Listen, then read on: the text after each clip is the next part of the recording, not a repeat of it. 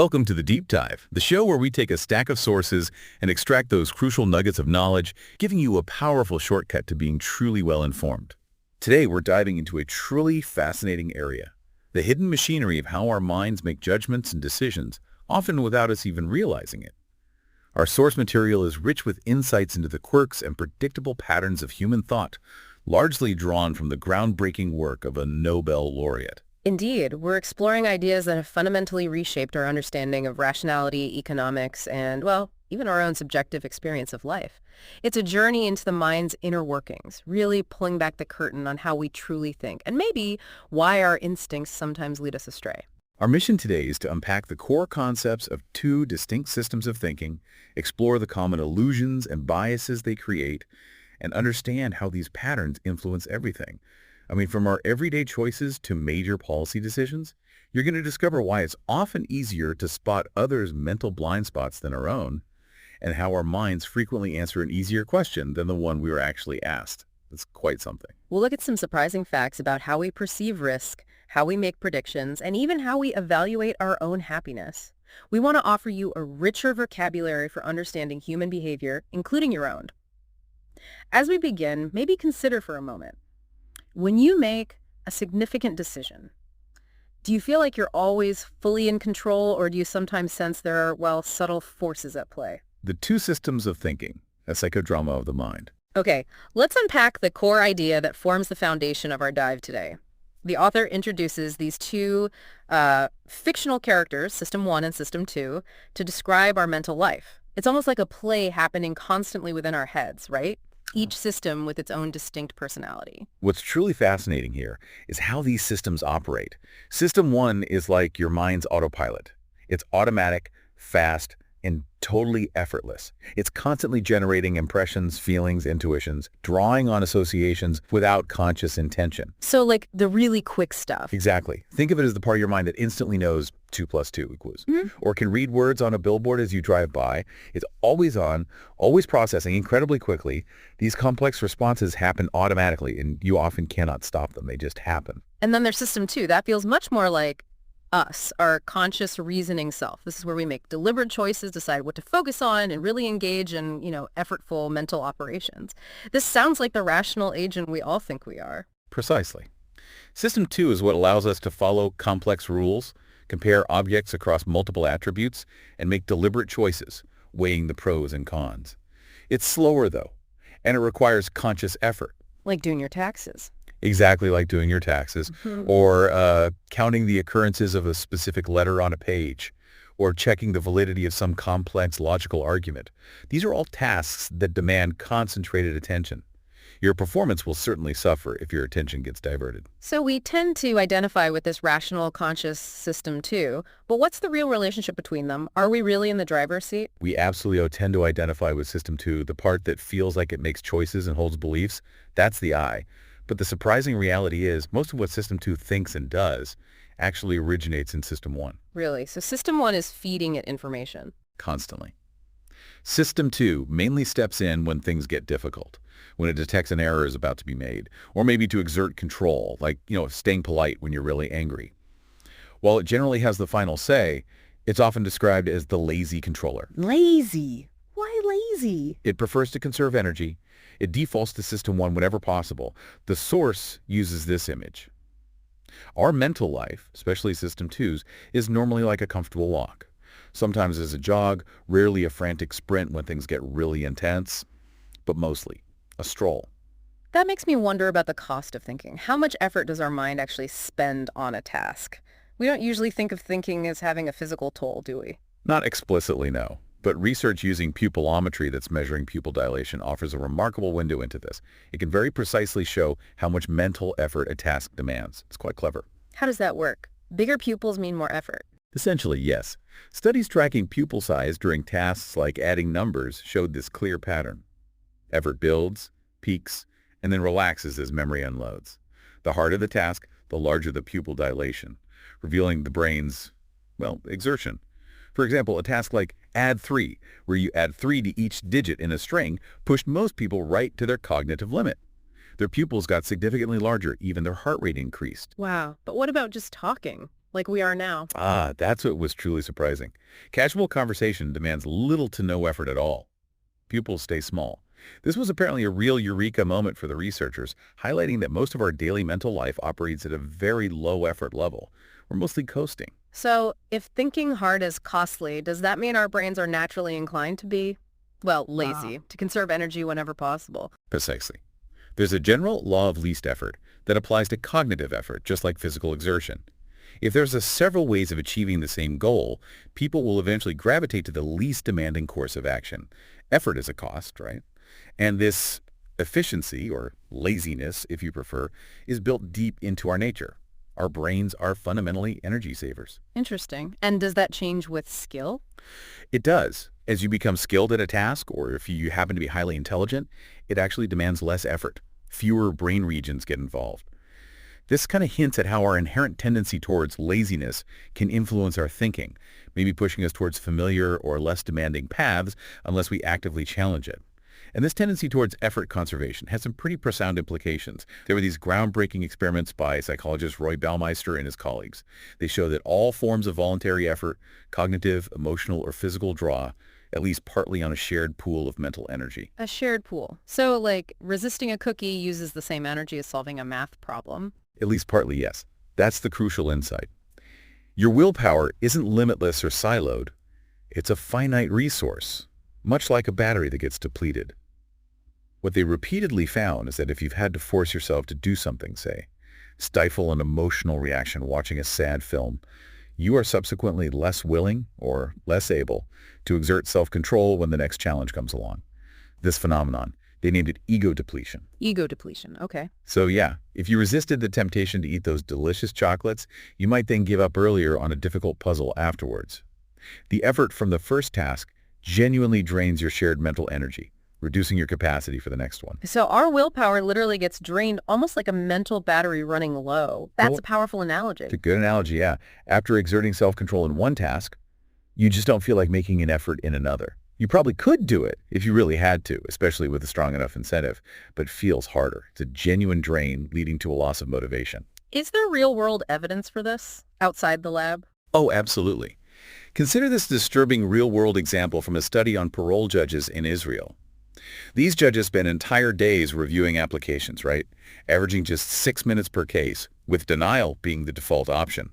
The study plotted the proportion of approved requests against the time since the judge's last food break. And did they find? It was striking. The proportion of approved requests spiked to about 65% right after each meal, but then it steadily dropped, approaching almost zero just before the next meal. Wow. So hungry judges are tougher judges. It strongly suggests that mental fatigue, leading to ego depletion, significantly impacts these critical decisions.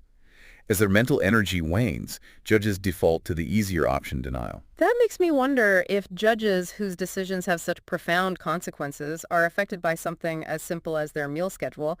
How much are our own daily decisions subtly influenced by our mental energy levels, things we don't even notice? That's the million-dollar question, isn't it? And this concept of a lazy system, too, is absolutely key to understanding many of the biases we fall prey to. Take the famous bat and ball problem. You've probably heard it. A bat and ball costs $1.10. The bat costs $1 more than the ball. How much does the ball cost? Ah, yes. The quick answer seems like 10 cents. That's the common intuitive answer, yeah. It almost instantly springs to mind for most people. 10 months. And why do so many people get that wrong? It feels right, but the math. If the ball is 10, the bat is $7.10, total $1.20, so 5 cents. Exactly. 5 cents is correct. It's a classic cognitive illusion. System 1 delivers that intuitive 10 answer almost effortlessly. The crucial point is that many people then fail to engage System 2 to check it, even when the mental work needed is just a few seconds. Back to the law of least effort. Ardent followers, yes. They choose the easiest cognitive path.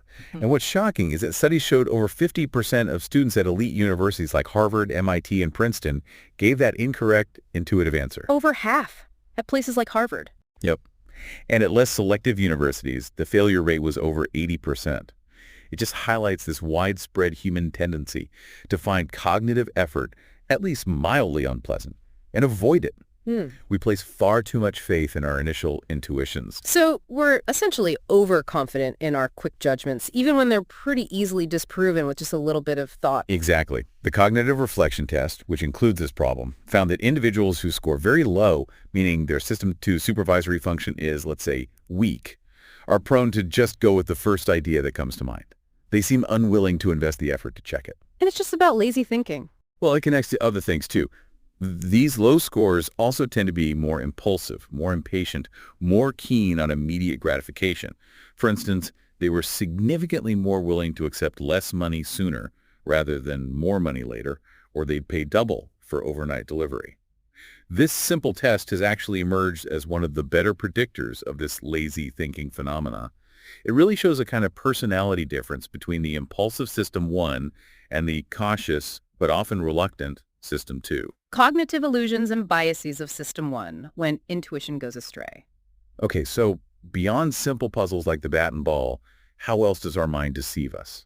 It sounds like there are these hidden processes constantly at play that we're completely unaware of. You're absolutely right. Not all illusions are visual, like those optical illusions where lines look different lengths. There are also cognitive illusions deeply embedded in our thought processes. Can you give an example? Sure. The source mentions an example from psychotherapy. A therapist is warned about a recurring patient type, someone who comes in with a disturbing tale of how multiple previous therapists failed them. They describe it very lucidly, but then very quickly, they perceive you, the new therapist, as different. They convince you that you uniquely understand them. That feeling of connection. Right. But that shared feeling, while seeming genuine, is often a cognitive illusion, a dangerous trap for the therapist, potentially masking a repeating pattern of failed treatments. This sounds like our associative machine at work, doesn't it? Always trying to create a coherent narrative, even if it's based on, well, not much information. It absolutely is. System 1 operates by what's called associative activation. Ideas like, the source uses the example, banana vomit, instantly trigger a spreading cascade of related thoughts, emotions, even physical responses in your brain. Banana vomit. Yeah, it makes the point vividly. The essential feature of this complex process is its coherence. Each element connects and strengthens the others, yielding a self-reinforcing pattern. And crucially, this process is automatic. It's beyond your conscious control. And what's truly surprising here is that this unconscious influence, this priming, isn't limited to just concepts or words. Your actions and emotions can be primed by events you're not even aware of. How so? Well, in a classic experiment by John Bargh, students assembled sentences. For one group, some sentences subtly included words associated with the elderly, like Florida, forgetful, bald. Afterwards, these students, completely unaware of the connection, walked significantly slower down the hall compared to the control group. Just from reading words, that's incredible. It is, and it extends to even more significant behaviors. A study of voting patterns in Arizona found support for school funding propositions was significantly greater when the polling station was physically in a school. Wow, compared to a nearby location. Exactly. And a separate experiment showed that just exposing people to images of classrooms and school lockers also increased their support for a school initiative. The effect of those subtle images was actually larger than the difference between parents and other voters. So our environment shapes us much more than we think or maybe want to acknowledge. That's a little unsettling thinking about how much of our free will might be subtly nudged. Indeed. These priming effects are robust. Now, they might only sway a few undecided voters whose preferences were uncertain anyway, but as the source points out, those few percent can absolutely tip an election. Many people find these results hard to believe precisely because they don't feel like they're being influenced. This knowledge kind of threatens our subjective sense of agency and autonomy, doesn't it? We like to think we're in complete control. Now, System 1 is brilliant at constructing the best possible story from whatever information is currently activated in memory. Its measure of success is the coherence of that story. However, and this is key, it does not and cannot allow for information it doesn't have. It works only with what's there. Exactly. This is the essence of W.I. Sayati. What you see is all there is. It's a powerful and often problematic operating principle of System 1. So our minds jump to conclusions with incredibly limited information. That sounds like a recipe for constant mistakes, doesn't it? Yes. When information is scarce, System 1 basically operates as a machine for jumping to conclusions. For example, if you hear, will Mindick be a good leader? She is intelligent and strong. An answer probably quickly comes to mind, right? Likely yes. Yeah, sounds good so far. You pick the best answer based on very limited information, but you jump the gun. What if the next two adjectives were corrupt and cruel? Right. Completely changes things. Completely. Your initial conclusion would have been wildly off. This WYSIOD rule, though, it facilitates cognitive ease and coherence. It lets us think fast and make sense of partial information, but it leads directly to biases like overconfidence. Our confidence in our beliefs depends mostly on the quality, the coherence of the story we can tell about what we see, even if we see very little. We often fail to account for missing critical evidence because, simply, what we see is all there is to System 1. It just doesn't register the gap. Exactly. Our associative system settles on a coherent pattern, suppressing any lingering doubt or ambiguity. This also means System 1 struggles to distinguish degrees of belief.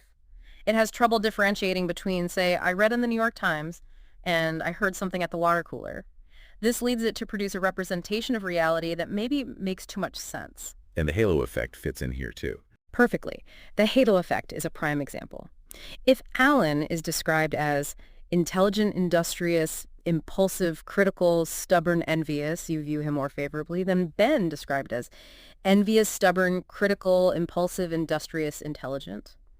The initial traits change the meaning of the later ones. So intelligence seems good in the first case, but dangerous in the second. Right. An intelligent person's stubbornness might even evoke respect. But intelligence in an envious and stubborn person makes them seem more dangerous. The halo effect exaggerates consistency. Good people are all good, bad people are all bad. It simplifies narratives and supports that System 1 coherence. This leads us neatly into heuristics, right? These mental shortcuts. Finding a simple procedure that helps find adequate, though often imperfect, answers to difficult questions. That's it exactly. If a satisfactory answer to a hard target question isn't found quickly, System 1 will find a related, easier question and answer that instead. This operation is called substitution. The word heuristic itself comes from the same root as eureka, by the way. Finding something. Finding a quick, easy path. It often involves a mental shotgun effect, where an intention from System 2 to answer a specific question automatically triggers other computations in System 1, including basic assessments, even if they aren't strictly needed. Like hitting more targets than you aimed for. Kind of, yeah. And System 1 also uses intensity matching to translate values across dimensions. This helps fit the easier answer back to the original question. For example, if you're asked how much you'd contribute to save dying dolphins, that's a difficult dollar value question, right? Right. System 1 might answer the easier question, how much emotion do I feel when I think of dying dolphins? Maybe a lot. And then it matches that emotional intensity a lot to a dollar amount on your personal donation scale. Maybe that translates to a fairly large contribution for you. So it swaps the hard question for an easier feeling. Exactly. We see the substitution everywhere. How happy are you with your life these days? Often gets answered by, what is my mood right now? Or, how popular will the president be 6 months from now becomes, how popular is the president right now? It's immediate. It's easy. And the lazy system, too, just accepts these easy answers. Often, yes. These automatic processes make one or more answers to easy questions readily available. A lazy system, too, often follows the path of least effort and just endorses the heuristic answer, without much scrutiny of whether it's truly appropriate. You won't be stumped, you won't have to work very hard, and crucially, you may not even notice that you didn't answer the question you were actually asked. You don't even realize the switch happened. Right. Furthermore, you may not realize the target question was difficult in the first place because an intuitive answer came so readily to mind. This substitution can even happen at a deep perceptual level. Like when judging the size of figures in a picture on a page, our judgment is influenced by the apparent 3D size suggested by depth cues, even though we know we're judging 2D size. Objects that look farther away appear larger on the page. It's a predictable bias. Can you give another example? Sure. The dating and happiness study is a classic. In one experiment, students were first asked, how many dates did you have last month? They then reported a much higher correlation between dating and their overall happiness compared to another group who were asked the questions in the reverse order. Why the difference? Because thinking about their romantic life first evokes strong emotions, happy for those with many dates, maybe lonely for those with few, and that emotion was still on their minds when the general happiness question came up. They effectively substituted their feelings about dating for their overall life happiness. Statistical blindness and misconceptions when numbers don't make sense. Okay, here's a counterintuitive puzzle for you from the source material. What's the connection between kidney cancer rates and the size of counties in the U.S.? Sounds like it needs a complex medical explanation. It does, doesn't it? And what's striking is a seemingly remarkable pattern found in the data. The counties with the lowest incidence of kidney cancer are mostly rural, sparsely populated, and located in traditionally Republican states. Okay, so my system one is immediately jumping to explanations. Yep. Maybe healthier lifestyles, less pollution. Exactly. Our System 1 immediately seeks a causal explanation. We assume these counties are different for a reason. We want a story. But the key factor here isn't rurality or political leaning. It's simply that rural counties have small populations. Small populations, how does that explain low cancer rates? Well, it also explained high cancer rates. The counties with the highest rates are also disproportionately rural and sparsely populated. Wait, so small counties have both the lowest A&E, the highest rates? Precisely. This highlights our mind's difficult relationship with statistics. System 1 is highly adept at automatically identifying causal connections, sometimes even when the connection is spurious, totally random. But it's really inept when faced with merely statistical facts. Facts which change the probability of outcomes but don't cause them to happen in a direct way. So small populations just mean more random variation. Exactly. Extreme outcomes, both high and low, are just much more likely in small samples than in large ones due purely to chance. This led the author, and Amos Tversky, to coin the term the law of small numbers, sort of tongue-in-cheek. The law of small numbers, I like it. It basically says that our intuitions about random sampling lead us to act as if the law of large numbers. The idea that large samples accurately reflect the population applies to small numbers as well, which it doesn't. This leads us to trust results from small samples far too much and grossly overestimate their replicability. We think a small study is more meaningful than it is. We do. The author even admits that he, as a statistics teacher, realized he had routinely chosen samples that were too small in his own research, often getting results that made no sense. He knew how to calculate the right sample size, but he just hadn't bothered, trusting tradition and intuition. He concluded his own intuitions were deficient. Does this bias have real-world impact? Oh, huge consequences. Yeah. The source mentions the Gates Foundation made a substantial $1.7 billion investment in creating small schools. This was based partly on research finding that the most successful schools tended to be small. For example, 6 of the top 50 schools in Pennsylvania were small, an overrepresentation by a factor of 4. Okay, seems logical. Small schools, more attention, better results. That's the causal story System 1 creates. But this finding was very likely just an artifact of the law of small numbers. Small schools are simply more likely to have extreme results, both good and bad, just due to chance. It wasn't necessarily proof of inherent superiority. That raises an important question. How often do we see these causal explanations popping up where only chance exists? It sounds like our brains are hardwired to invent compelling narratives, even when they're entirely misleading. All the time. Our associative machinery instinctively seeks causes. That's its job. The difficulty we have with statistical regularities is that they call for a completely different approach. Instead of focusing on how the event at hand came to be, the statistical view relates it to what could have happened instead. It's about possibilities, not just the one outcome. Exactly. Nothing in particular caused it to be what it is. Chance selected it from among its alternatives. Causal explanations of chance events are inevitably wrong. This also means we fail to sufficiently discriminate between a reliable source, I read in the New York Times, and a less reliable one, I heard at the water cooler, because System 1 struggles with degrees of belief. It just takes the information in. Okay, let's shift gears slightly. Have you ever noticed how an initial number, even a seemingly irrelevant one, can strongly influence your subsequent estimates? It's like once a number is out there, it anchors our thinking. Oh, absolutely. This is the anchoring effect, and it's one of the most reliable and robust results of experimental psychology. It's incredibly powerful. It occurs when people consider a particular value for an unknown quantity before estimating that quantity, and their estimates stay remarkably close to that initial number, hence the image of an anchor. Can you give a classic example? Sure. The Wheel of Fortune study. Participants were asked to estimate the percentage of African nations in the UN. But before estimating, they spun a Wheel of Fortune that was rigged to land on either 10 or 65. A totally random number. Completely random. Yet the average estimates of those who saw the number 10 were around 25%. Those who saw 65. Their average estimate was 45%. Just from seeing a random number on a wheel? Yep. Their estimates were strongly anchored to that random number. Another example, if you're asked whether Gandhi was more than 114 years old when he died, your later estimate of his actual age at death will be much higher than if the anchoring question referred to death at, say, age 35. So that first number really sticks in our minds and influences everything that follows. That feels, well, a bit unsettling, like we're being subtly manipulated. It does feel that way.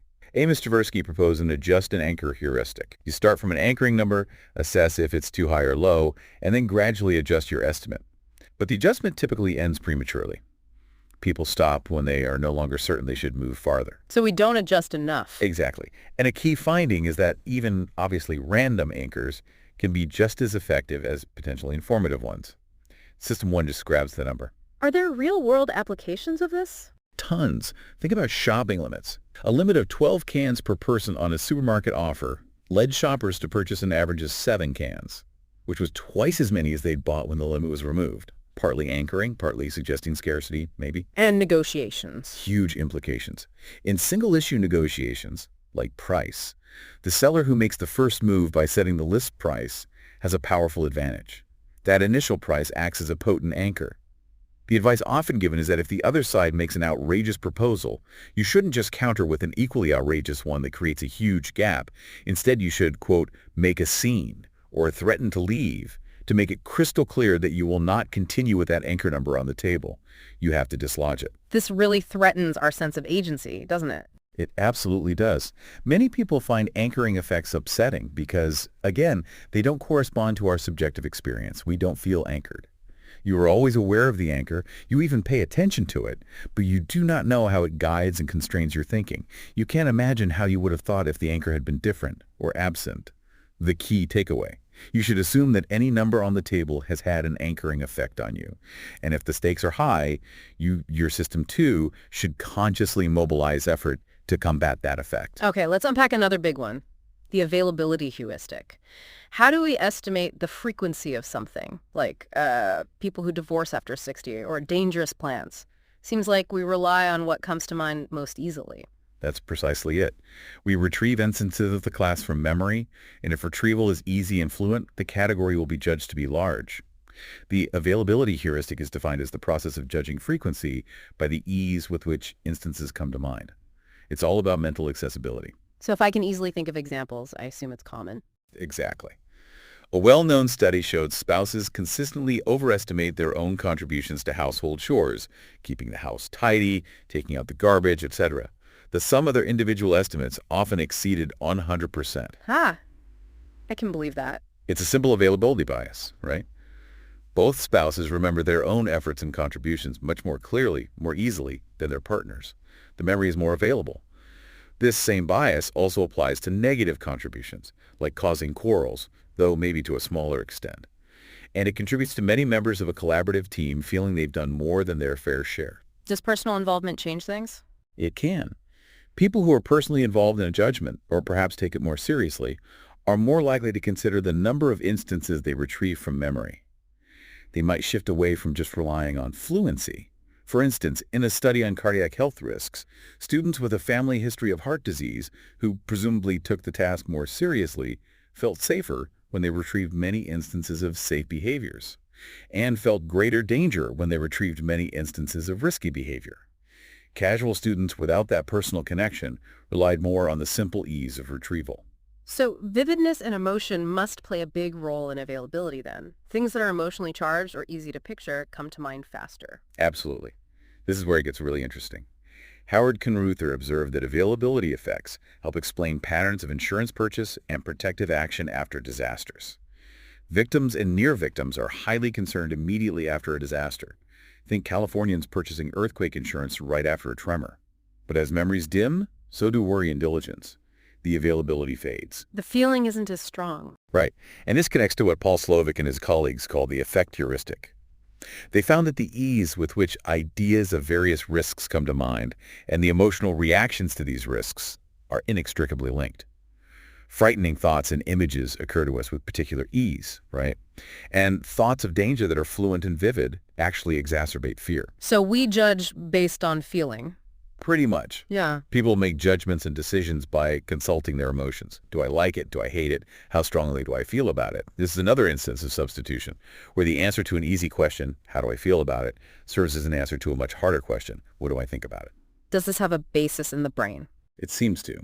This links to neuroscientist Antonio Damasio's work. He composed that people's emotional evaluations of outcomes, their bodily states, their approach avoidance tendencies, all play a central role in guiding decision-making. People with certain types of brain damage who don't display appropriate emotions often have severely impaired decision-making ability. An inability to be guided by a healthy fear of bad consequences is, well, a disastrous flaw. This raises an important societal question. Who should define risk? Should it be the experts with their statistics, or the public with their feelings, and perhaps richer distinctions? Their perspectives often diverge quite dramatically. That's a huge debate. Slovic points out that experts often measure risks by objective statistics, like the number of lives or life years lost, straight numbers. But the public draws finer distinctions, often based on values and emotions. For example, distinguishing between good deaths and bad deaths, or between random accidental fatalities and deaths that occur during voluntary activities like skiing. Things the statistics might miss. Exactly. These legitimate distinctions are often ignored in pure statistics. Slovic argues that the public actually has a richer conception of risks than experts do, incorporating factors beyond just probability and body count. He contends that when experts and the public disagree, it's not necessarily that the public is irrational. He says each side must respect the insights and intelligence of the other. It's a call for dialogue. Now, this interplay of availability and emotion can create something called an availability cascade, a self-sustaining chain of events. It might start from media reports of a relatively minor event and then just snowball, leading to public panic and large-scale government action. How does that work? How does it cascade? Well, a media story about some risk catches public attention, generating worry. This emotional reaction itself becomes a story, prompting additional media coverage, which in turn produces even greater concern and emotional reaction. Sometimes availability entrepreneurs, individuals, or organizations deliberately work to ensure a continuous flow of worried news to keep the issue salient. Fueling the fire. Essentially. The danger gets increasingly exaggerated as media outlets compete for attention-grabbing headlines. Scientists or others who try to dampen the fear and provide perspective often attract little attention or even hostility. They might be suspected of a heinous cover-up. The issue becomes politically important simply because it's on everyone's mind, and the political system's response tends to be guided by that public sentiment, not necessarily a rational assessment of the actual risk. Other risks fade into the background. Can you give an example? The source mentions the Alar apple scare in the late 80s. A very small risk from a chemical used on apples, potentially a weak carcinogen in massive doses, led to an enormous public overreaction. It likely ended up being detrimental to public health as fewer good apples were consumed. It illustrates a basic limitation of our risk perception. We either seem to ignore small risks altogether, or we give them far too much weight. There's often nothing in between. So we either ignore small risks or completely overreact to them with no nuanced middle ground. That seems incredibly inefficient for a society trying to manage genuine threats. Exactly. This is probability neglect. The amount of concern we feel is not adequately sensitive to the actual probability of harm. We get fixated on the vivid numerator, the tragic story we saw on the news, the scary image, and we don't properly consider the denominator, the actual, often tiny probability. Like a parent worrying about a late teenager. Perfect example. A parent staying up waiting for a teenage daughter who is late from a party may know intellectually that the probability of disaster is incredibly low, but they cannot help vivid images of disaster from coming to mind. The availability is just too high. And terrorism feeds on this? Absolutely. Yeah. The author shares his experience in Israel during periods of bus bombings. Despite the tiny actual statistical risk to any individual, terrorism works precisely because it induces an availability cascade. It makes a vivid image of death highly accessible, leading to widespread emotional arousal and an impulse for protective action, far beyond the statistical threat. System 2 may know the probability is low, but System 1's fear response cannot simply be turned off. It's like the lottery in reverse. In a way, yes. The psychology of high-prize lotteries works because the thrilling possibility of winning is made highly available, it's shared, reinforced by advertising and stories. Buying a ticket is rewarded by pleasant fantasies, making the actual minuscule probability of winning feel almost inconsequential. The vivid possibility overshadows the statistical reality. What does this all mean for policy then, if public fear doesn't match statistical risk? It's tricky. While irrational widespread fears are painful and debilitating for society, the source argues that policymakers should endeavor to protect the public from fear, not only from real dangers. Fear itself is a harm. And availability cascades, despite their messiness and potential for overreaction, might even have a long-term benefit. They can call attention to neglected classes of risks and potentially increase the overall societal budget for risk reduction. Think of how incidents like Love Canal raise broader environmental concerns. Ultimately, psychology should inform the design of risk policies that try to combine experts' knowledge with the public's emotions and intuitions in a constructive way. Okay, let's talk about stereotypes. How do we judge the probability of someone belonging to a particular group based on a description? For instance, if I describe someone as meek and tidy with a passion for detail, what profession comes to your mind first? Librarian, probably. Hmm. Or maybe an accountant. We often use the representatives heuristic. We assess probability by the degree to which an object or person is representative of, or similar to, the stereotype of a category. Research shows people order occupations by probability and by similarity in exactly the same way. Your description fits the stereotype of a librarian. Right. Steve, in the source, very shy and withdrawn, invariably helpful, but with little interest in people. A meek and tidy soul, he has a need for order and structure and a passion for detail. Most people would rate librarian as highly probable. Exactly. It matches the stereotype perfectly. But what about the actual numbers, the base rate? Aren't there vastly more farmers or salesmen than librarians in the population? Surely that should factor into a probability judgment. That's the critical point, and where this heuristic leads to really serious errors. Representativeness largely ignores prior probabilities or base rates. Yeah. Even if there are, say, 20 times more farmers than librarians in the population, the vivid description that matches the librarian stereotype biases our judgment. We overweight the description and underweight the statistical base rate. So we ignore the background odds. We do. This approach to probability judgment leads to serious errors. There was the engineer-lawyer study in the source material. Subjects were given personality descriptions, supposedly sampled from a group of 100 professionals.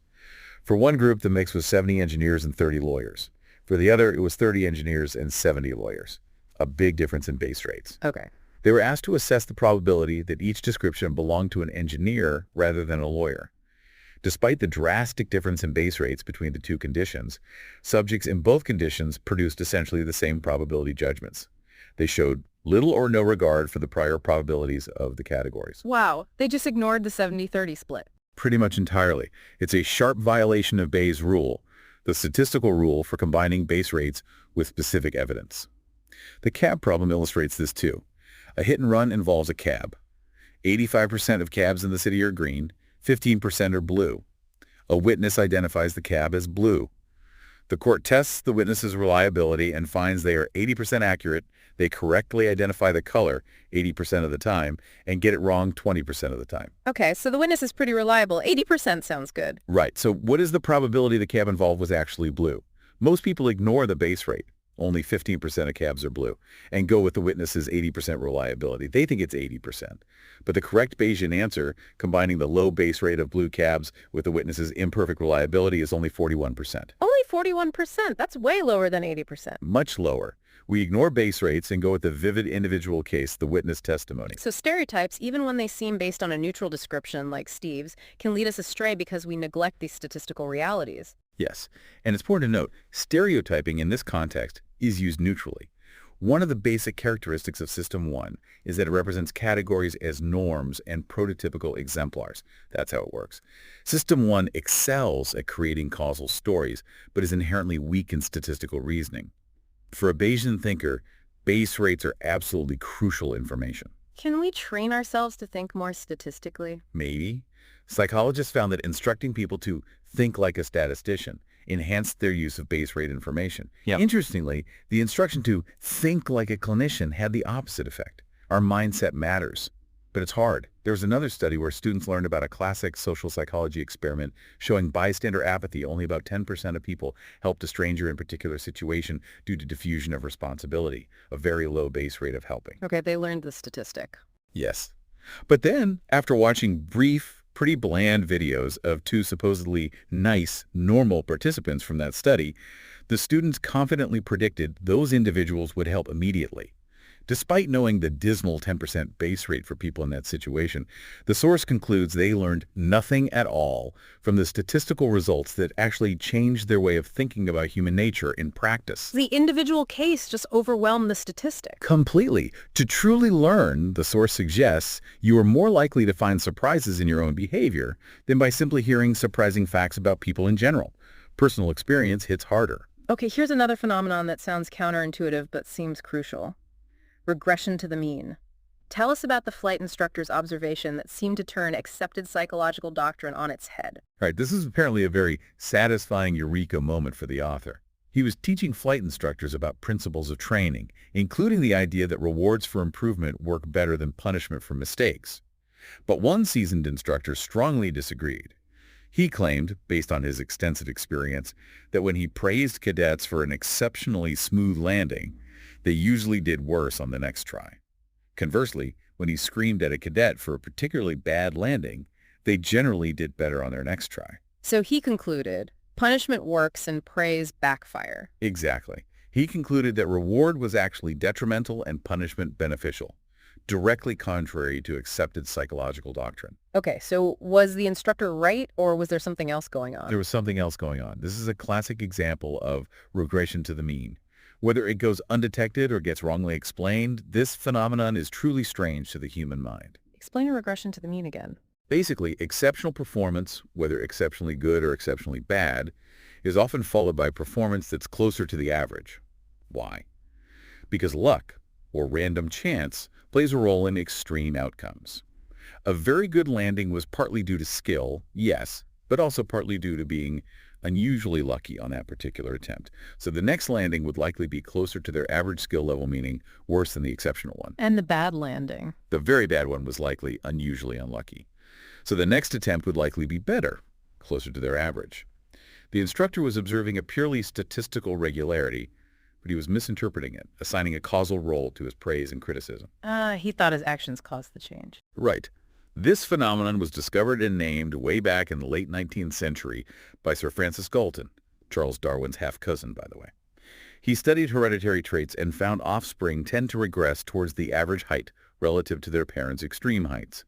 The main reason regression is so hard for us to grasp seems to be a recurrent theme. Our mind is strongly biased toward causal explanations and does not deal well with mere statistics. When our attention is called to an event, like a decline in performance after praise, our associative memory immediately looks for its cause, and the praise itself becomes the erroneous cause. We want a reason. We invent causes for random fluctuations, creating an illusion of understanding where none really exists. People get paid for explaining stock market dips that are just noise. Exactly. We pay people well to provide interesting and often completely wrong causal explanations of regression effects. Intuitive predictions are almost completely insensitive to the actual predictive quality of the evidence. We completely ignore regression to the mean. Can you give another example of ignoring regression? Sure. Think about predicting a university senior's GPA, given only the information that she read fluently at age 4. Okay, early reader, probably smart. I'd guess a high GPA. Right. People tend to give a very high GPA, maybe 3.7 or 3.8. This prediction matches their evaluation of the evidence. Early reading indicates high academic talent. But it's not a properly regressed prediction of her future performance. It doesn't account for all the other factors and random variations that influence GPA over many years. The process is one of substitution, again swapping the evaluation for a statistical prediction. So a more accurate prediction would be lower, closer to the average GPA. Yes, unless the correlation between reading age and final GPA is perfect, which it certainly isn't. The prediction should regress towards the mean GPA for university seniors. The author shared his own experience selecting officer candidates in the Israeli army. The officers who interviewed and observed the candidates made predictions about their final grades in officer school, and they were highly confident in these predictions. And how accurate were they? Their actual ability to predict performance was negligible, barely better than blind guesses. Yet, this dismal truth had absolutely no effect on their confidence in their individual judgments. They continued to see candidates' true natures revealed on the obstacle course just as clearly as before. Wow. Confidence is no guarantee of accuracy at all. Can we overcome this deeply ingrained bias towards non-regressive predictions? It's tough. Correcting your intuitive predictions is fundamentally a System 2 task. It requires significant effort. You have to consciously identify the relevant reference category, estimate the baseline prediction, the average, Yeah. evaluate the actual quality or predictiveness of your evidence, and then deliberately regress your prediction towards the mean. That sounds like a lot of work. It is. This effort is probably justified only when the stakes are high. And making unbiased, regressed predictions means you will almost never predict rare or extreme events unless your information is exceptionally good. Your predictions will seem less exciting. This leads to a really surprising and often controversial conclusion from the research. Statistical algorithms often outperform human expert judgment, especially in low-validity environments, situations where predictability is inherently poor. Formulas beat experts. Often, yes. Paul Meehl's groundbreaking work reviewed hundreds of studies comparing clinical predictions based on subjective impressions versus statistical predictions made by simple algorithms using just a few scores. The algorithms were significantly better at about 60% of studies and essentially tied in the rest, which is still a win for algorithms given their lower cost and perfect consistency. Meehl stated, "No exception has been convincingly documented. It's one of the most robust findings in social science." Even in complex fields like medicine or finance. Even there. The source gives the example of economist Orly Ashenfelter, who successfully predicted the future value of fine Bordeaux wines using only objective information available in the year they were made, like weather data. His formula outperformed world-renowned wine experts whose predictions were based on actually tasting the young wine. Tasting the wine made them less accurate. How? Because tasting the wine, while seemingly informative, introduced inconsistency and allowed their System 1 biases and impressions to interfere with the more reliable statistical cues. The formula just applied the rules consistently. The surprising, maybe humbling conclusion is that to maximize predictive accuracy, final decisions should often be left to formulas, especially in low-validity environments. For example, interviewing medical school candidates, if the interviewers make the final decisions, is likely to diminish the accuracy of the selection process because they'll inevitably overweigh their personal impressions, ignoring more predictive stats. Simple algorithms, even ones constructed on the back of an envelope, often outperform expert judgment by avoiding human biases and applying rules consistently. Decisions, choices, and how we value things beyond rational economics. Okay, we spent a lot of time on biases in judgment, how we think about things. But what about choices? How do we actually make decisions, especially when we're faced with uncertainty and risk? That's a huge area, obviously. For centuries, economic theory largely relied on something called expected utility theory. It was essentially a logic of choice based on elementary rules of rationality. It assumed that the value, or the utility, of an uncertain prospect like a gamble is obtained by adding up the utilities of the possible outcomes, each weighted by its probability. Sounds mathematical. It is. For example, if you prefer an apple to a banana, then according to this theory, you should also prefer a 10% chance to win an apple over a 10% chance to win a banana. It assumes consistent preferences. Importantly, this theory wasn't really intended as a psychological model of how people actually behave, but more as a model of how perfectly rational agents should behave. But your work, well, the work described in our source, prospect theory, fundamentally challenged this traditional view, didn't it? Yes. The author and Amos Tversky published Prospect Theory, an analysis of decision under risk, back in 1979. Their theory was deliberately descriptive, not prescriptive.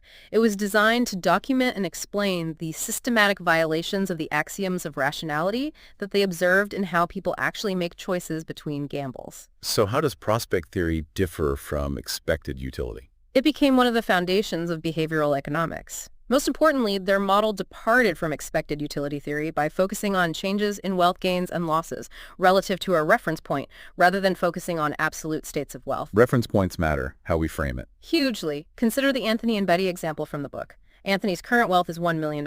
Betty's is $4 million. Both are offered the same choice.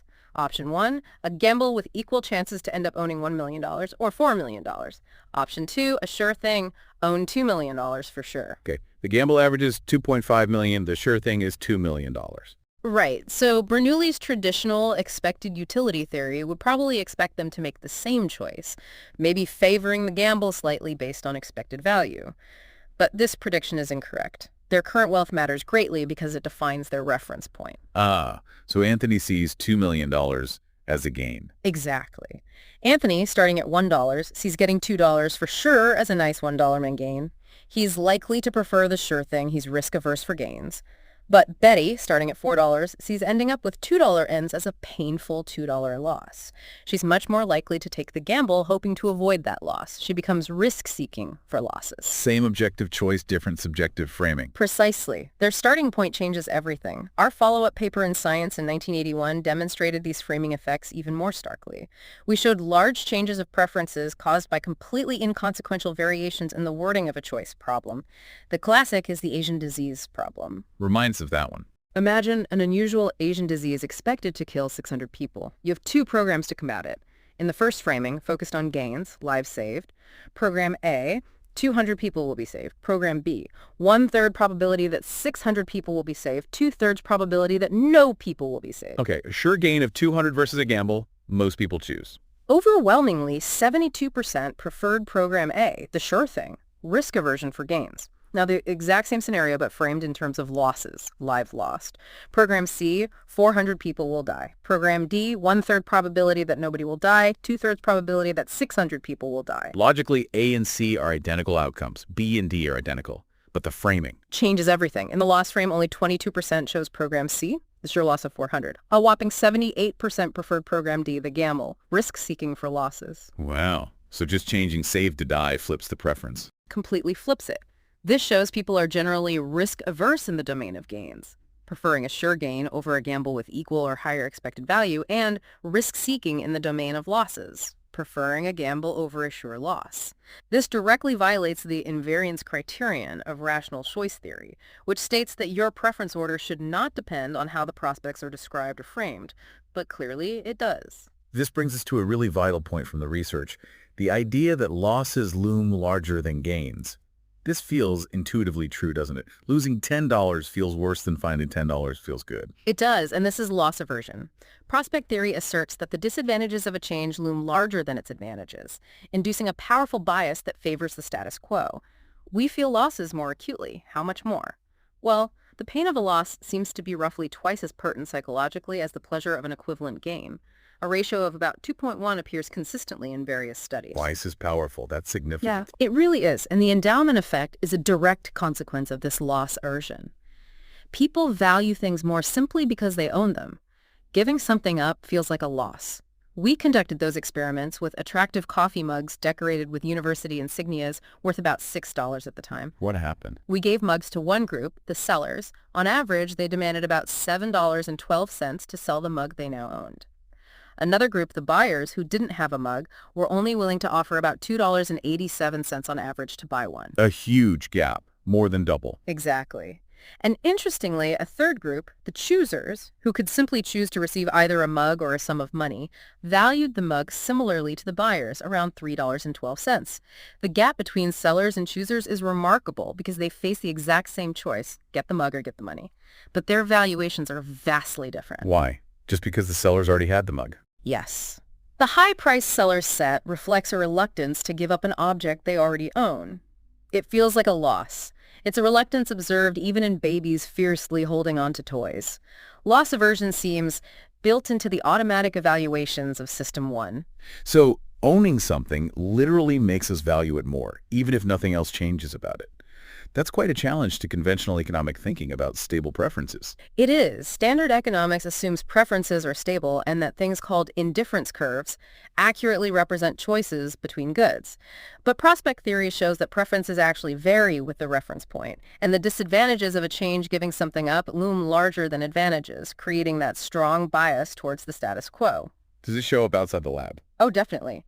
Loss aversion helps explain why professional golfers apparently try harder when putting for par to avoid a loss, a bogey, than when putting for a birdie, which is like a foregone game. An analysis of 2.5 million putts by Pope and Schweitzer confirmed this.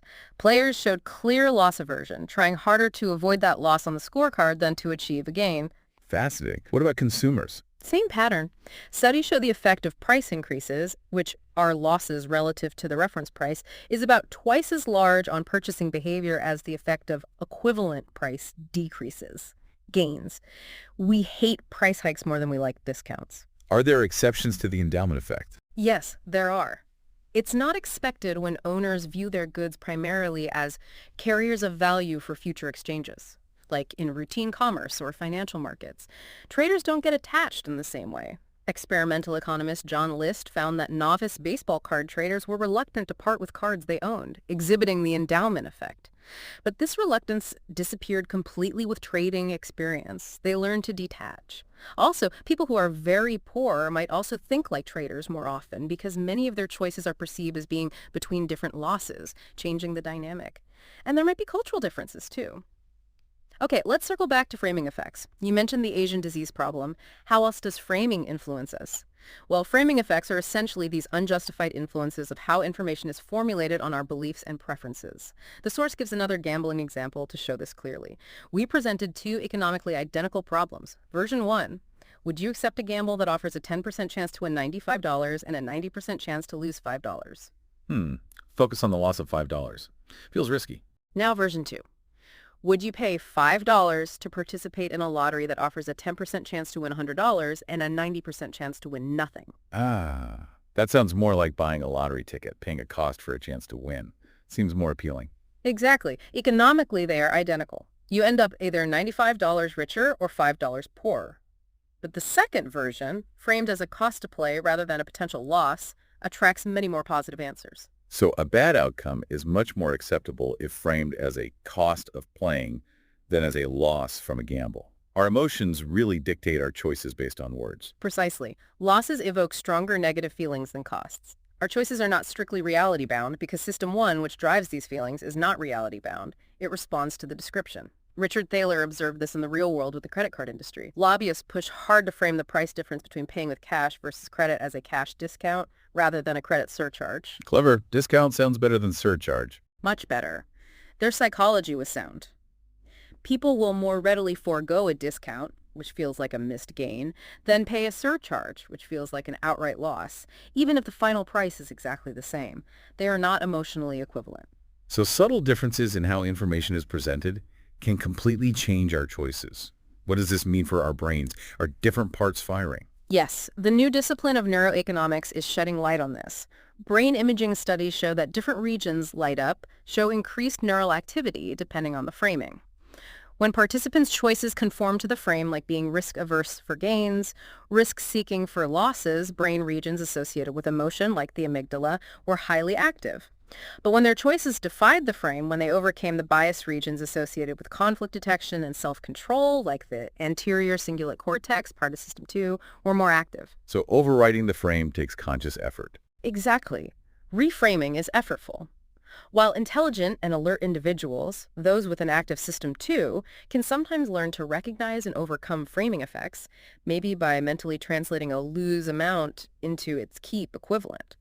Most of us, most of the time, passively accept decision problems as they are framed unless there is an obvious reason to do otherwise. We just don't do the extra mental work. This means we rarely discover the extent to which our preferences are frame-bound rather than reality-bound. What happens when people realize they've been inconsistent due to framing? Like in the Asian disease problem. Often they respond with embarrassed silence. When confronted with their contradictory choices, saving 200 lives for sure in one frame but gambling to avoid 400 deaths in the other, they realize the inconsistency, but they don't necessarily know how to resolve it. Their original choices came from System 1's immediate emotional preferences, not from a coherent underlying moral principle. System 2 often has no strong moral intuitions of its own to step in and resolve the conflict caused by framing. It doesn't know which frame is right. Right. Economist Thomas Schelling demonstrated this beautifully with a moral problem about child tax exemptions. When asked if the child exemption should be larger for the rich than for the poor, students found that unacceptable, favored the poor. But when the tax law was reframed, assuming a family with 2 children as the default, and those with fewer children paid a surcharge, they also rejected the idea that the childless poor should pay as large a surcharge as the childless rich. Again, favored the poor. But logically, you can't reject both of those positions. They imply opposite policies. Exactly. Logically, you cannot hold both views consistently. But System 1 delivers immediate frame-dependent responses based on a simple rule like favor the poor, leading to contradictory policy preferences depending on the framing. This suggests really deeply ingrained biases, doesn't it? Indeed. An important choice can be controlled by an utterly inconsequential feature of the situation, as the source puts it, which is frankly embarrassing, as it's not how we wish to make important decisions. The evidence for these cognitive illusions in our choices is pretty much undeniable. Now, let's talk about how we track gains and losses. Except for the very poor, for whom income is purely about survival, money often serves as more than just purchasing power.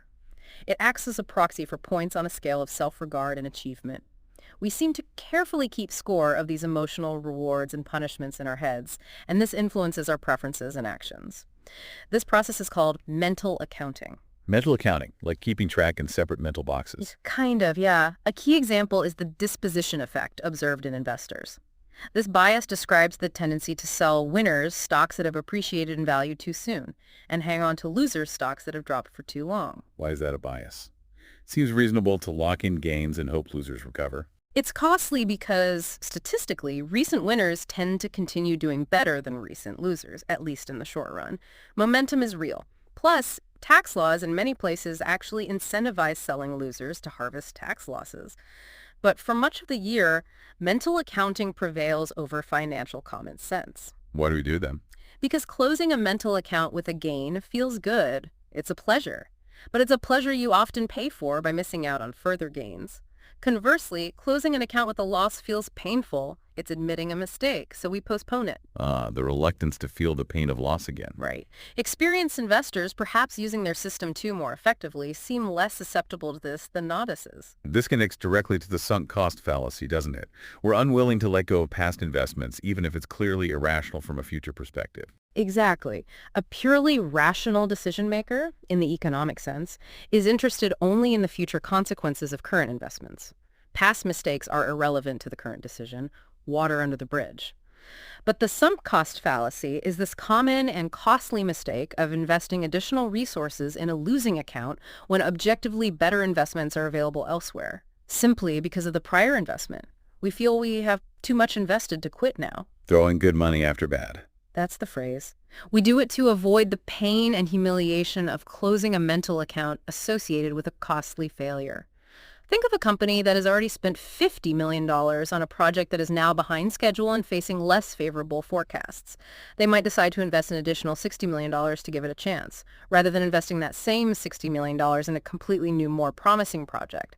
The sunk $50 million biases the decision. Or driving into the blizzard because one paid for the tickets. Another classic example. It's a sunk cost error. This also ties into the planning fallacy, our tendency to be absurdly optimistic about timelines and costs for projects. The author recounts his own experience leading a team developing a curriculum. They were wildly optimistic, completely ignoring statistics, base rate information, about how long similar projects actually took other teams, many of which failed or took far longer than planned. And they kept going. They kept going despite realizing their initial premises were faulty. Why?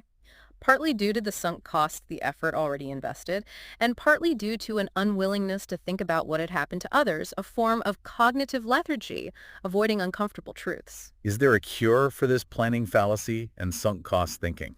The source strongly recommends reference class forecasting, or taking an outside view. This is arguably the single most important piece of advice for increasing forecasting accuracy. What does that involve? It involves deliberately ignoring the specifics of your own case, at least initially.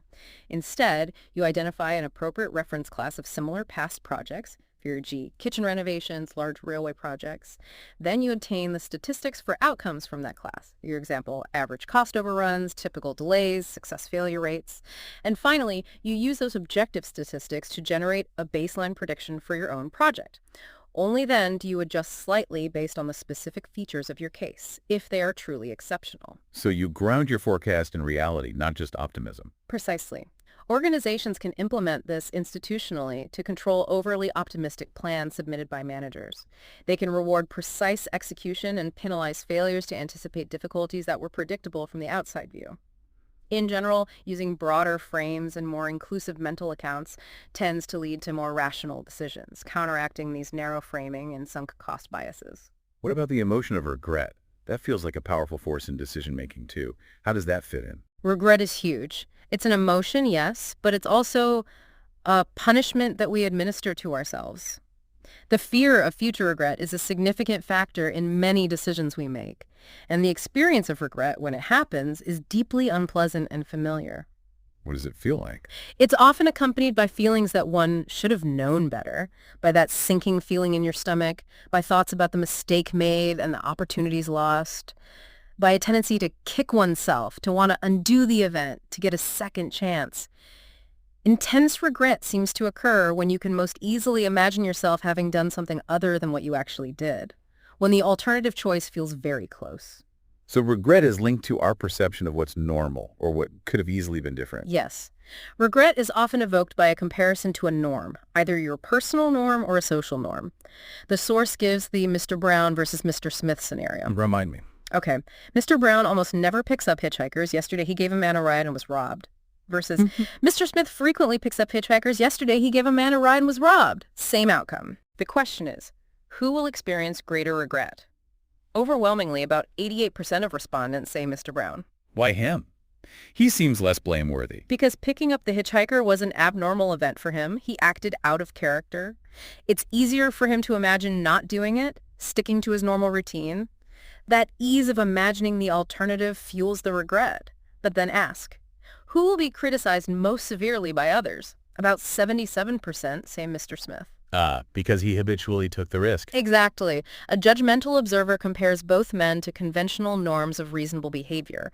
They blame Mr. Smith for habitually taking unreasonable risks. He kind of deserved his fate, in their view. Mr. Brown is just unlucky, but he's the one kicking himself harder. What are the implications of this asymmetry in regret? It means the asymmetry in the risk of regret favors conventional and risk-averse choices. We anticipate feeling more regret if an unconventional choice goes wrong than if a standard choice goes wrong. So fear of regret pushes us towards the default, the safe option. It certainly seems to. This bias appears in many contexts. Consumers reminded of potential future regret show increased preference for established brand names over generics.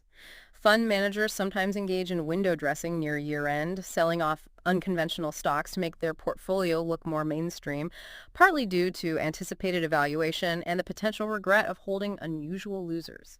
Even life or death medical decisions can be affected. A physician prescribing an unusual but potentially superior treatment faces a substantial risk of regret, blame, and possibly litigation if the outcome is bad. Because the normal standard treatment choice is much easier to imagine and justify in hindsight, even if it wasn't statistically the best option beforehand. The path of least potential regret often wins. The remembering self versus the experiencing self defining well-being. Okay, let's dive into a really fascinating distinction made in the source material. The experiencing self versus the remembering self. This sounds like two different versions of you coexisting inside your head. It's a profound concept, yeah. It emerged from efforts to actually measure experienced utility, the moment-by-moment quality of an experience. How good or bad it feels is happening. However, what research has consistently found is that our retrospective assessments of an experience, what the remembering self does when it looks back and sums things up, are systematically different from the sum or average of the moment-by-moment experiences reported by the experiencing self. So how I feel during something isn't the same as how I remember feeling about it later. Often, no. The two selves seem to have different ways of defining happiness and pain, different priorities. This became evident years ago in what the author called the injections puzzle.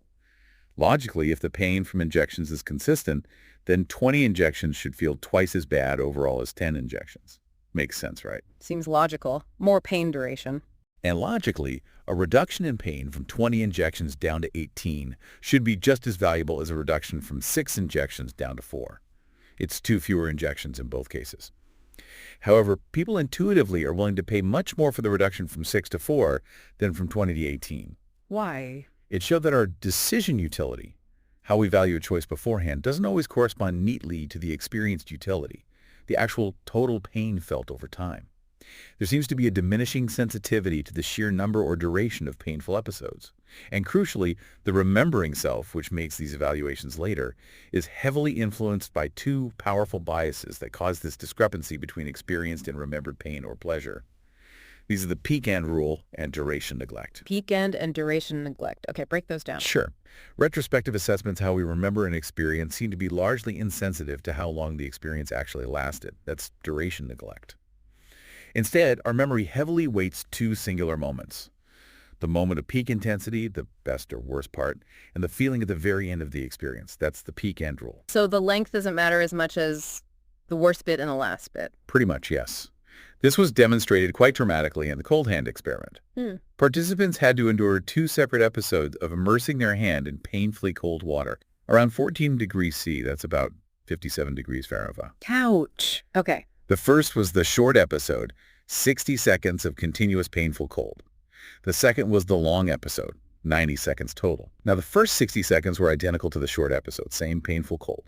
But for the final 30 seconds of the long episode, slightly warmer water, about 1 degree C warmer, so still cold but less intensely painful, flowed in, causing a slight decrease in pain intensity right at the end. So the long trial had the same peak pain, lasted longer, but ended slightly better. Exactly. Now, objectively, the long trial involved more total pain exposure, 90 seconds versus 60 seconds. So the experiencing self clearly suffered more. But when participants were later asked which trial they would prefer to repeat, what do you think they chose? Logic says the shorter one, but based on peak N. Maybe the longer one because it ended better. You got it. A remarkable 80% of participants chose to repeat the longer episode. But that's choosing more pain. Why would they choose objectively more pain? That seems completely irrational. Precisely. This experiment was deliberately designed to create a conflict between the interests of the experiencing self and the remembering self.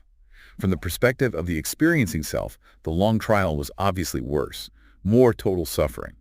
However, the remembering self, guided by the peak end rule and completely ignoring the duration neglect, had a more favorable or perhaps less unfavorable memory of the long trial simply because its end was less painful. The bad memory was tempered by the slightly less bad ending. Exactly. The difference between 90 seconds and 60 seconds of pain was basically ignored in the retrospective evaluation. So they opted to repeat the trial that left the better memory, willingly choosing to suffer an extra 30 seconds of needless pain in the future. That's a manifestly absurd choice, as the source notes. It really is. Yeah. It's a striking example of a less is more effect, where adding more duration of pain actually made the overall memory less aversive because the ending improved slightly. It's similar to other findings, like Christopher C.'s study, where adding slightly damaged but still usable dishes to a valuable dinner set actually lowered the perceived total value of the set, or the Linda problem we discussed earlier. System 1 seems to represent sex-like moments of an experience, or items in a collection by averages, norms, and prototypes, not by sums or total duration. So we choose based on the memory, not the reality of the experience. It seems we often do. Choosing by the quality of the memory, even when it leads to more objective suffering for the experiencing self, appears to be a common pattern, maybe even an error in judgment. This also applies, controversially, to how we evaluate entire lives. The source discusses the hypothetical evaluation of Jen's life, showing that a better ending can make a life seem better in memory, even if it involved more overall misery distributed differently. This raises really profound and uncomfortable questions about medical practice, end-of-life care, and public policy. You know, we often evaluate things like vacations primarily by the story and the memories we expect to store.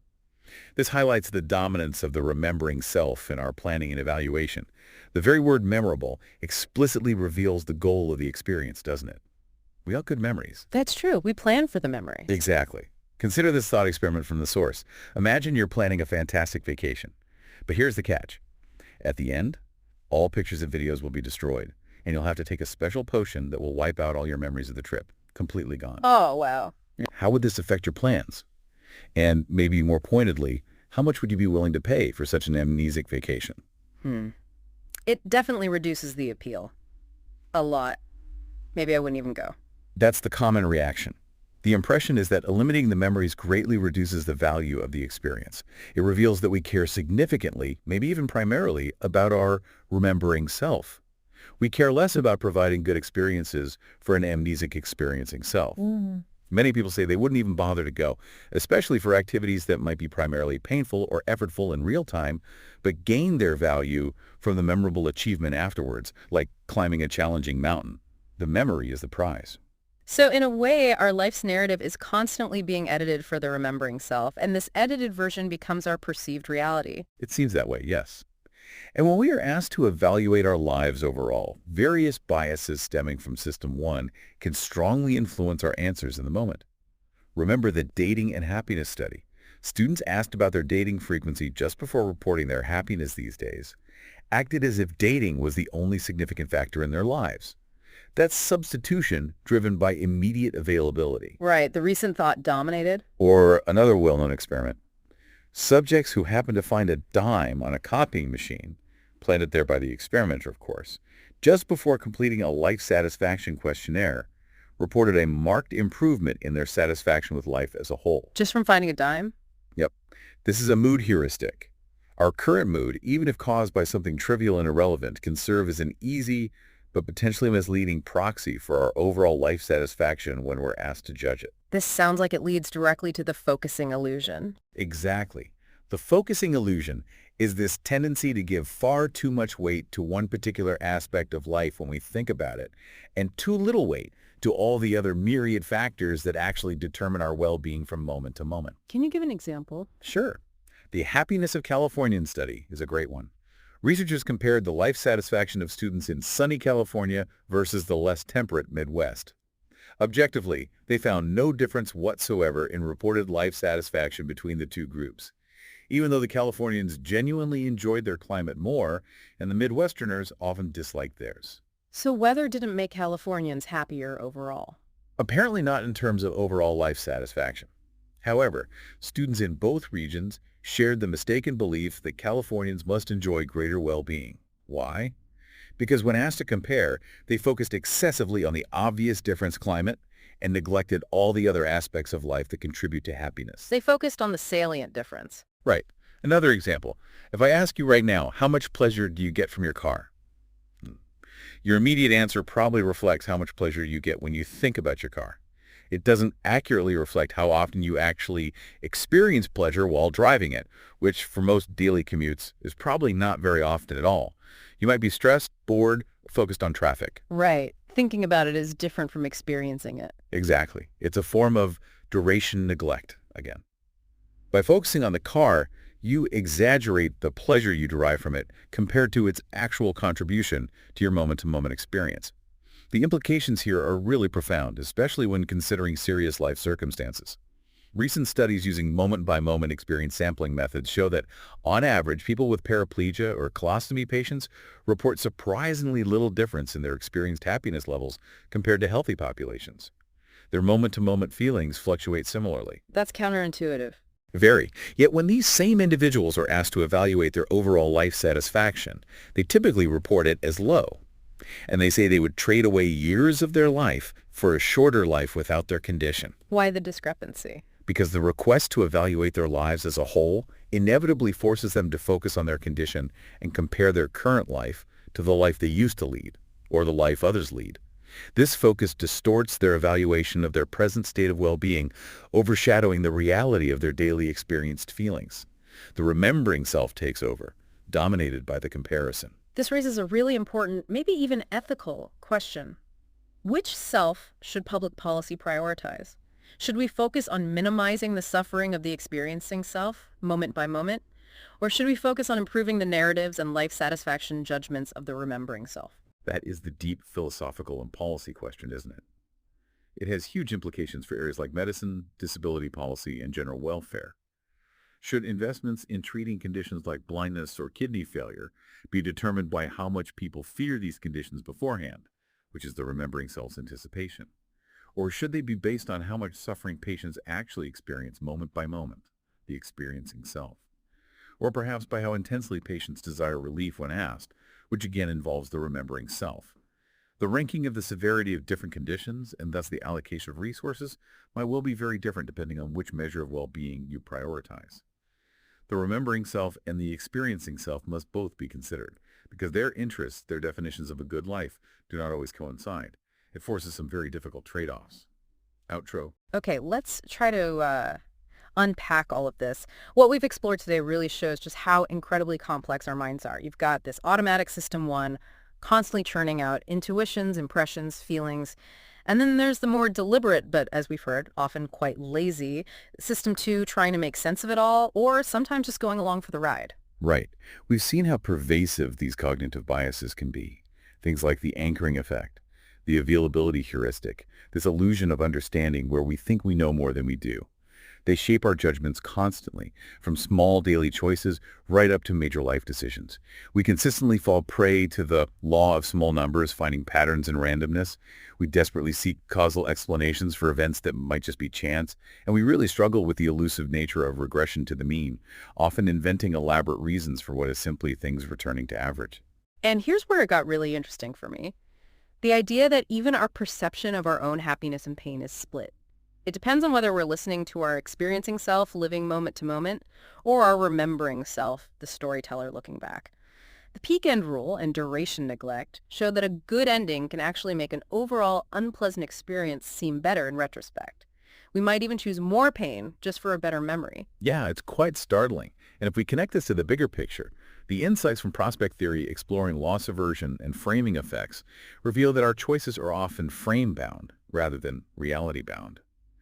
How things are presented matters immensely, and that feeling of subjective confidence, that strong gut feeling that, you're right, that's usually a product of System 1's coherence seeking, not necessarily a reliable judgment of accuracy. So individual judgment is often flawed. What about groups or organizations? Well, the source suggests there's some hope there. Organizations, by deliberately instituting and enforcing orderly procedures, can actually be better at avoiding these human biases than individuals operating alone. Things like conducting pre-mortems, where you deliberately imagine a project has failed spectacularly and work backwards to identify risks before you start. Or using reference class forecasting. Exactly, using historical data from similar projects instead of relying on internal optimism. Organizations can foster a culture where people watch out for each other's biases, apply useful checklists, and use more elaborate exercises to improve decision quality at multiple stages. It's about building better processes. This brings us to a vital point for you, the listener. How will you use this new vocabulary, WYSIOT, anchoring, regression, peak end, to have more intelligent, maybe more insightful conversations about the judgments and choices of others? And perhaps more importantly, how can you use it to identify and maybe even label your own mental shortcuts and mistakes? Recognizing the tricks our minds play feels like the first crucial step towards making slightly better decisions. I think that's right. The sources suggest that true rationality isn't about being perfectly objective all the time. That's probably impossible. It's more about recognizing where our intuitions are likely to be strong, which is usually in predictable environments where we've had lots of practice and developed real skill, and recognizing where our intuitions are likely to lead us astray when we rely on these heuristics in noisy, complex, or low-validity environments. So knowing when not to trust your gut. Exactly. It's about cultivating System 2 to consciously slow down, to question, and potentially override System 1 when the stakes are high. And just understanding that while our minds are incredibly efficient pattern matchers, they are not always perfectly accurate.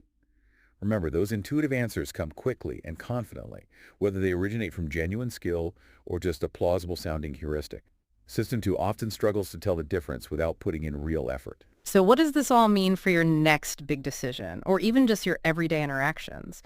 Will you be more aware of that initial anchor price, or the vivid available story that pops into your head, or the emotional frame that's shaping how you see the options? Lots to think about. Until next time, keep questioning what you believe, and remember, knowledge is most valuable when it's understood and actually applied.